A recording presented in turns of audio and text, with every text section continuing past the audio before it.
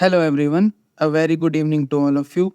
Myself Dr. Vikas. Once again I welcome you in the informative series of podcast. Today we are having Dr. Sunil Kumar with us.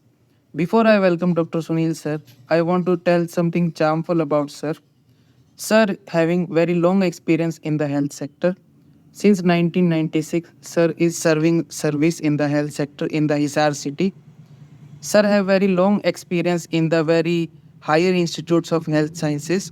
For example, Jindal Institute of Medical Sciences, Aadhar Hospital, Sukhda Hospital, and Delhi NCR hospitals like Vikaspuri Medical Center, Family Hospital. So these are just the work ground and background of Dr. Sunil sir. Right now, Dr. Sunil sir is working in his own setup, Sunil Hospital, which is located in Jawar Nagar, Street 56, house number 127. Sir have very more experience in skin diseases and especially in pediatric cases. The list is very long. Sir is very specialized in naturopathy and neuropathy. Moreover, sir is a very gentle personality. He deals the patient like his kids. So, without any wastage of time, sir मैं आपका स्वागत करता हूं हमारे podcast series में Sunday start with real starts. Thank you. तो sir जैसा कि आपका लंबा अनुभव रहा है हेल्थ सेक्टर में, 1996 से आप प्रैक्टिस कर रहे हैं और अभी भी आप उसी एनर्जी के साथ प्रैक्टिस कर रहे हैं। तो मैं जानना चाहूँगा कि हेल्थ सेक्टर में आपने क्या क्या वेरिएशंस देखे हैं इस डेकेड्स में। वेरिएशन एज फार कंसर्न, एक तो लोगों में अवेयरनेस पहले के कंपेरिजन में थोड़ा सा बढ़ी है। एक अच्छा एस्पेक्ट है कि आप उन्हें बहुत अच्छे से समझा सकते हो, बता सकते हो। एक जो इसका गलत एस्पेक्ट है वो ये है कि जो फेसबुक या और जगह से देख के छोट मोट जो चीज़ें देख के जो पेशेंट आ रहे हैं ना, जो वो दिमाग में उनके ये बैठता है कि भाई ये जो बता दिया ना ये बिल्कुल ठीक है, जबकि वो सपोज करो मान लिया कोई एक हेडेक के लिए पेशेंट है, कोई हेडेक की कंप्लेंट है। अगर आप हेडेक को देखोगे ना तो हेडेक के कम से कम जो कॉमन से है वो 15 से 20 रीजन है। अब उससे तो एक एस्पेक्ट को देख के headache due to cancer, headache due to decrease sleep, headache due to sinusitis, ऐसे करके कम से कम 20-25 रीजन है जो कॉमन से है। अब होता क्या है, उसको लगता है वो सारे सिलेक्ट करते देखते भाई ये कारण इसका ये उसको लगता है जो कैंसर वाला लिखा है ना यही इंटेलिजेंट आदमी और यही इसको पढ़ना चाहिए, देखना चाहिए। तो वो जो इम्पैक्ट है ना उसके वो नहीं जाता, उसको निकालने के लिए बड़ी मेहनत और बड़ी कोशिश करनी पड़ती है। बहुत सही कहा डॉक्टर साहब आपने। एक अवेयरनेस के रूप में क्रॉस वेरिफिकेशन जरूरी है, मल्टीमीडिया का ज़माना है, बट उसको एक फोबिया लेके चल लेना वो गलत। जैसे आपने ये कार्सिनोमा किया, कैंसर की बात की, तो कहीं ना कहीं मैंने भी ये चीज़ एक्सपीरियंस की है सर। और इसी चीज़ में मुझे एक किस्सा याद आता है मेरी लाइफ का जी। कि मुझे एक ड्राइंग टीचर से ड्राइंग सीखने जाना था। तो उन्होंने मुझसे पूछा कि आपने पहले कभी ड्राइंग की है? तो मैं बड़ा एंथुसियास्ट होके बोला कि यस सर मुझे ये आता है वो आता है। तो साथ में 2 स्टूडेंट और खड़े थे। तो सर ने बोला कि इन स्टूडेंट को 1 मंथ लगेगा ड्राइंग सीखने में और आपको 3 मंथ्स लगेंगे। तो मैंने कहा सर ऐसा क्यों? क्योंकि मुझे तो पहले से थोड़ा बहुत एक्सपीरियंस है इस चीज़ का। बोला यही फ़र्क है, ये 2 स्टूडेंट्स कोरा कागज़ हैं, ठीक। इनको मैं जो गाइड करूँगा वो जल्दी सीखेंगे। आप अपना दिमाग लगाओगे, अपनी पिछली चीज़ों से क्रॉस वेरीफाई करोगे, इंटरलिंक करोगे तो आपको ज़्यादा टाइम लगेगा। बिल्कुल सही। ठीक वैसी ही बात सर ने बताई कि आप हेल्दी क्रॉस वेरिफिकेशन करो, आपका हक है जानने का क्या डिजीज़ कैसे होती है, बट उस चीज़ का फोबिया मत पाल लो। और डॉक्टर पे आप एक क्वालिफाइड डॉक्टर के पास अगर कंसल्टेशन लेने जाते हैं तो अपने आप को पूरा फेथफुली उनको समर्पित कर दो ताकि वो आपका अच्छे से इलाज कर सके, नहीं तो फिर आपके इलाज में भी दिक्कतें आएंगे। ठीक है सर, ये तो बात थी हेल्थ सेक्टर के वेरिएशंस की। एक बड़ा बदलाव हमने हेल्थ सेक्टर में देखा है आफ्टर कोविड, जो कि कोविड की महामारी ने पूरी दुनिया को ये दिखाया है कि क्या क्या हेल्थ के रिगार्डिंग हमें फिटनेस अवेयरनेस रखनी चाहिए, क्या क्या नहीं रखनी चाहिए। अब हमारी गवर्नमेंट ने ऐसे मुश्किल हालात में बहुत अच्छे स्टेप्स लिए, कम टाइम में वैक्सीन्स लॉन्च की, दूसरे देशों को भी प्रोवाइड की।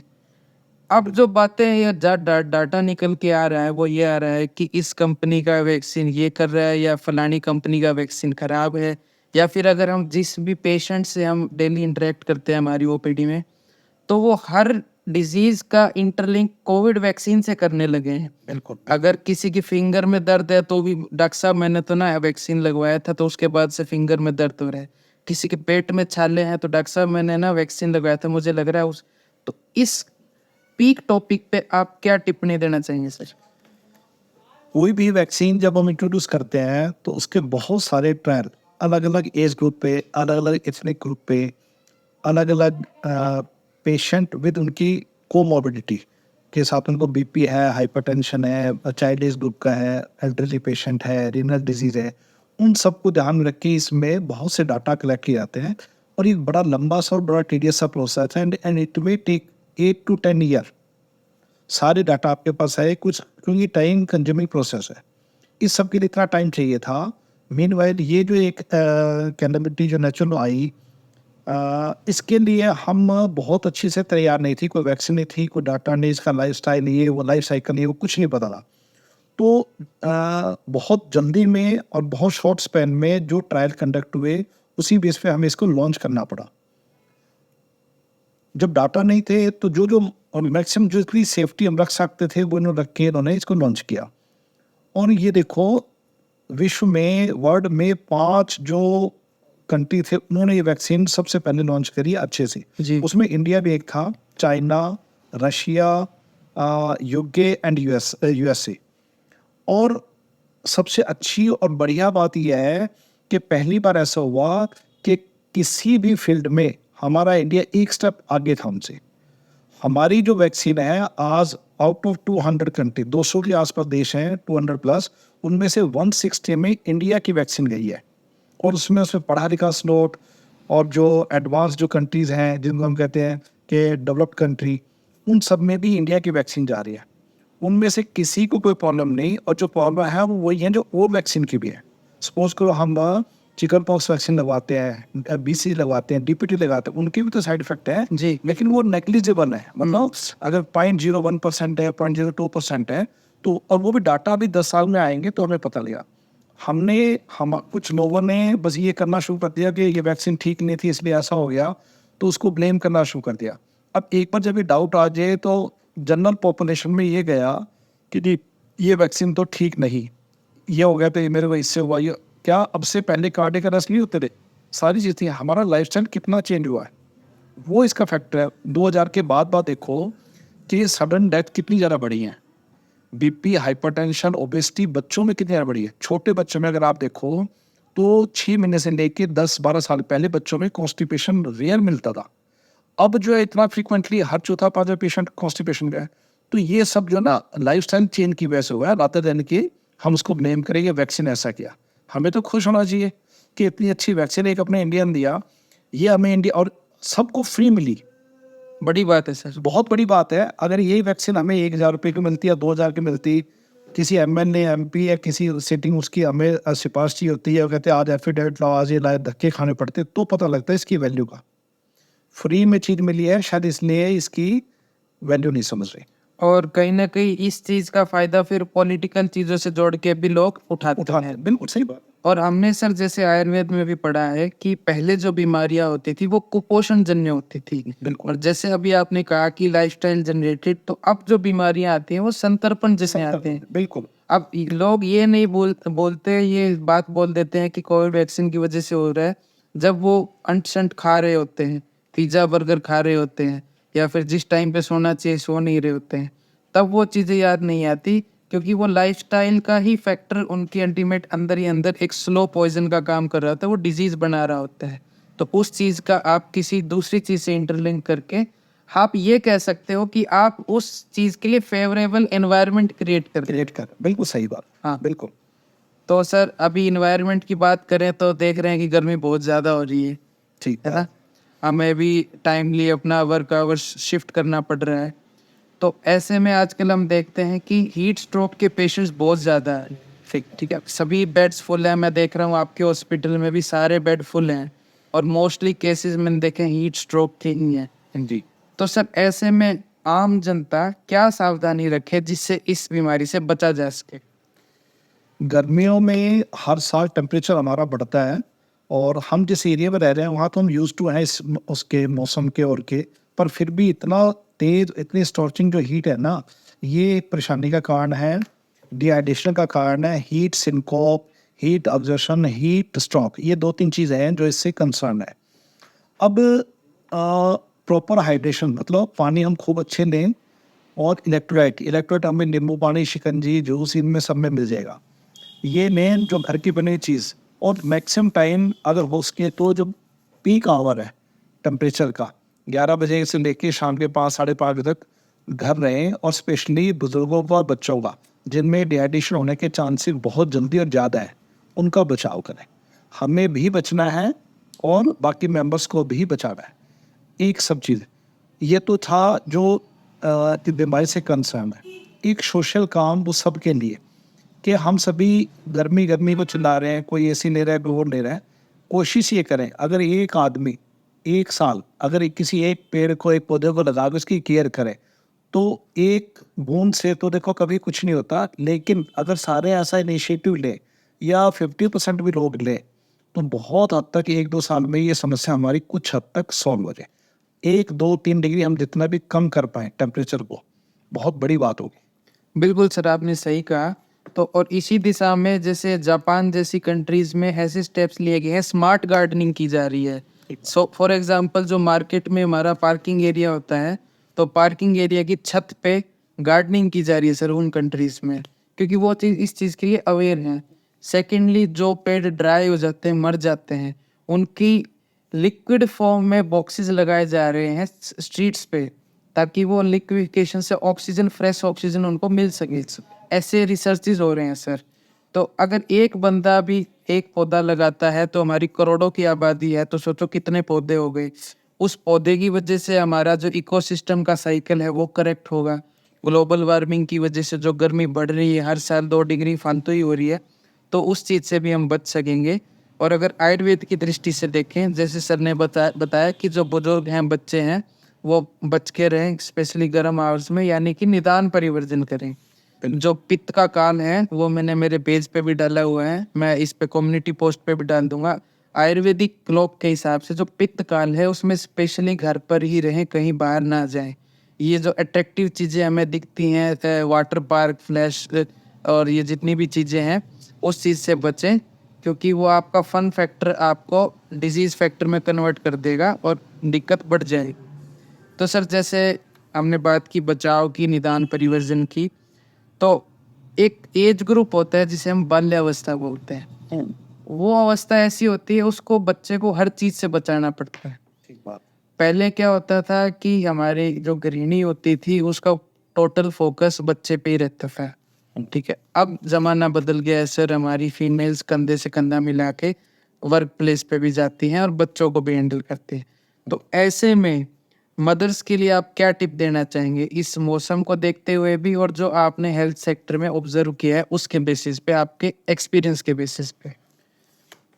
जो पेडियाट्रिक एज ग्रुप के बच्चे हैं उनके लिए बहुत ज़रूरी है कि हम हाइड्रेशन प्रॉपर रखें। हाइड्रेशन में हम घर की बनी जो सिंपल सी चीज़ें हैं, जो साफ़ सुथरी है, वो दे सकते हैं। दही बहुत अच्छा है, नींबू पानी दे सकते हैं, कोई फ्रूट जूस दे सकते हैं। इसी तरह से बेलगिरी बहुत अच्छी चीज़ है, पेट के लिए भी और गर्मियों के लिए भी, बच्चे के लिए भी। आप वो दे सकते हैं। और कोई भी ऐसा चावलों का पानी, सूप, मांड, कुछ भी ऐसा जो छोटी-छोटी चीज़ें जो घरेलू आप बना सकते हैं। और जो वर्किंग वुमेन है उनके लिए देखो, न्यूक्लियस फैमिली का एक सबसे बड़ा ड्रॉबैक ये रहा कि जो इतने क्रेज जो मार्केट में आ गए या हमारी सोसाइटी में आ गए, उसका एक अच्छा काम तो ये है कि जो हमारा लोड था वो कम हो गया। जो पेरेंटिंग थी ना हमारी कम होगी, लेकिन साथ ही साथ एक ड्रॉबैक ये रहा कि जो पेरेंटल केयर आपके मदर फादर या उस बच्चे के ग्रैंडफादर, ग्रैंडमदर वो कर सकते हैं, वो मेरे ख्याल से कोई भी क्रैच नहीं कर सकता। जितना अफेक्शन, जितना आ, वो दिखा सकते हैं ग्रैंड पेरेंट्स आपके या आपके पेरेंट्स, उतना कोई नहीं दिखा सकता। तो बहुत अच्छा रहे कि उनको उनके साथ रखें, ताकि उनके टच में रहें और वो अपने संस्कार, अपनी चीज़ें भी सीखें। उन चीज़ों से भी वो यूज़ टू हों जो रूटीन में हमारे आस-पास है। बहुत सुंदर बात की डॉक्टर साहब आपने। इसी बात में मैं एक ऐड ऑन करना चाहूँगा कि जैसे हमने कहा कि हमारे ग्रैंड पेरेंट्स, हमारी दादी नानी हमारे टच में रहते हैं तो वो कुछ ना कुछ फ्रूटफुल ज्ञान देते हैं। बिल्कुल। हमारी जो नई बहू आती है वो, अब वर्क प्लेस के चक्कर में होता ये है कि एक कन्फ्लिक्ट आ जाता है कि हम घर का काम क्यों करें। क्यों करें? और स्पेशली अगर हम रसोई की बात करें तो आज देखें अगर हम तो साउथ का नाम आयुर्वेद के नाम से अच्छा जाना जाता है। वो इसलिए क्योंकि साउथ मसालों का सबसे बड़ा अच्छा प्लेस है, हब है। बिल्कुल। अब और हमारा असली आयुर्वेद, हमारा असली जो डॉक्टर है वो माँ के हाथ से इसीलिए स्टार्ट होता है, रसोई से स्टार्ट होता है। बिल्कुल। तो जो पुराने नुस्खे होते थे हमारे दादी के, नानी के, वो कहीं ना कहीं छूटते जा रहे हैं क्योंकि जो हमारी न्यू यंगस्टर लेडीज हैं वो उस बॉन्ड को अच्छे से कनेक्ट नहीं कर पा रही। ठीक है। अभी जो ओपीडी में जो पेशेंट आते हैं ना, जो कोई प्राइमरी ग्रेविड थी, अब जैसे डिलीवरी हुई उसके बाद 30% फीमेल ऐसी हैं जो यहाँ न्यूक्लियर फैमिली अकेली रहती है। उनको बच्चे को प्रॉपर ब्रेस्ट फीडिंग कैसे करानी ये भी नहीं आता। जो कि उसकी जो मदर, ग्रैंड मदर या उसके मदर इन लॉ जो सिखा सकती थी, वो क्योंकि साथ नहीं है, टच में नहीं है, इसलिए उनको पता भी नहीं। और डॉक्टर साहब देखा जाए तो ये भी एक स्किल है। ठीक बात। अगर हम इंटरेस्ट लेके सीखे कि वे हमारे बच्चे के लिए ही ये सब है, हमारे बच्चे की हेल्थ के लिए ही है, तो उसको हम, ऐसी कोई बड़ी चीज़ नहीं है, हम उसको इंटरेस्ट लेके सीख सकते हैं। और इन्हीं चीज़ों को पैकेज करके वेस्टर्न कल्चर में प्रोग्राम्स बनाए जाते हैं, गुड पेरेंटिंग प्रोग्राम्स बनाए जाते हैं। तो कोई नहीं, हमारे एथिक्स को भी हमें साथ लेके चलना है, हमें मॉडर्निटी को भी लेके साथ में चलना है। दोनों चीज़ों को एक बैलेंस फॉर्म में बॉन्ड बना के अगर हम आगे चलेंगे तो एक सभ्य समाज को हम अच्छी दिशा की ओर लेके जा सकते हैं। बिल्कुल। और देखिए सर, हम आयुर्वेद की दिशा देखें तो आपके विजन में आयुर्वेद का क्या फ्यूचर है? क्योंकि लोगों के मन में एक भ्रम रहता है। अगर मैं छोटा सा एग्जांपल दूं, बीइंग एन एमडी पंचकर्मा, लोग जब पंचकर्मा की बात सुनते हैं तो उन्हें बस ये लगता है कि मालिश सिखाई है सर। बिल्कुल ठीक बात। लेकिन अगर, क्योंकि हम इस फील्ड के एक्सपर्ट हैं, हमें पता है कि रूट कॉज से ये साइंस बॉडी की डिटॉक्सिफिकेशन करती है अलग अलग ट्रीटमेंट मोडेलिटीज से। हमारे एक बस्ती कर्म में ही मोर देन 1000 बस्तीज हैं।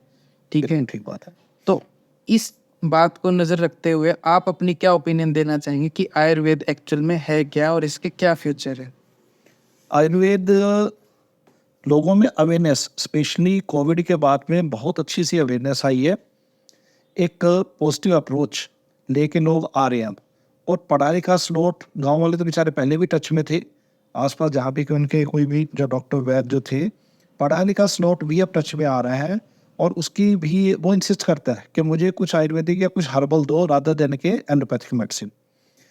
गवर्नमेंट का बहुत अच्छा सा सपोर्ट जो पिछले 8-10 सालों में रहा, शायद पहले हमें इतना देखने को नहीं मिला।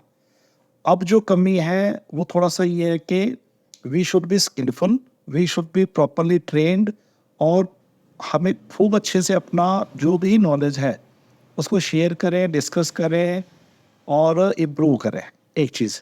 दूसरा, जहाँ आयुर्वेद की बात है में बहुत लेवल पे काम करना पड़ेगा। मेडिसिन जो आयुर्वेदिक है वो स्टैंडर्डाइज नहीं है। एक चीज़, मेडिसिन के लिए हमें जो प्योर मेडिसिन है, मेडिसिन की आइडेंटिफिकेशन है, अडल्ट्रेशन ना हो, इस सब के लिए काम करना पड़ेगा। और दूसरा, कम से कम हर वो आयुर्वेद वाले को, हर बीएमएस को, हर आयुर्वेदिक प्रैक्टिशनर को कम से कम एक काम तो करना चाहिए कि वो किसी एक डिजीज़ में उसकी मास्टरी हो, स्किलफुल हो, उसकी एक आइडेंटिटी बने शहर में। जैसे स्पेशलाइजेशन किसी भी आप उसके लिए करते हो, इसी तरह से इसमें हो। दूसरा, जहाँ तक उसके, अगर हमें भी कहीं जाना पड़े, कोई कैंप लगते हैं, कोई चैरिटेबल कुछ वो लगता है, वहाँ जाना पड़े, तो आप अपनी लिमिट बताओ। लोग बहुत खुश होते हैं अखबारों में ये देख के, चैरिटेबल ट्रस्ट वाले भी या कोई जो ये संस्था वाले भी, कि जी हमने वहाँ कैंप लगाया और हमने 450 पेशेंट देखे। एक डॉक्टर 450 पेशेंट कैसे देख लेगा? कैसे तो उसकी नब्ज देखेगा, कैसे उसकी नाड़ी, कैसे उसकी प्रकृति, कैसे वो, क्या ये पॉसिबल है?